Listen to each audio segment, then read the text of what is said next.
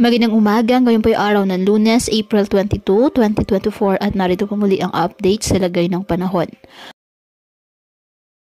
Ayon po sa Pag-asa, trough ng low pressure area ang nakakaapekto sa Southern Mindanao.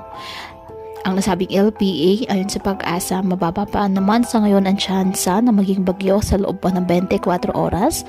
Ngunit patuloy pa rin natin na i-monitor ang magiging development po ng nasabing weather system. Ridge of high pressure area nakakaapekto naman sa eastern section ng northern Luzon.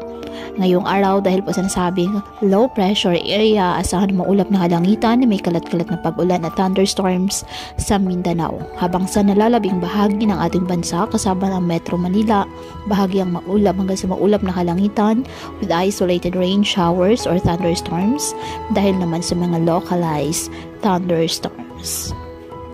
Kaya patuloy pa rin po natin na pinag-iingat ang ating mga kababayan sa banta pa rin po ng mga pagbaha at pagkuko ng lupa, lalo na kapag may malalakas na ulan, at ugaliin na magdala palagi ng payong o kahit anong pananggas sa ulan o di kaya po ay sa init ng araw kapag lalabas ng ating mga tahanan. At yan po muna ang update sa lagay ng panahon ngayong araw. Muli patuloy po tayo na mag-ingat at palaging tandaan, God loves you. Stay safe and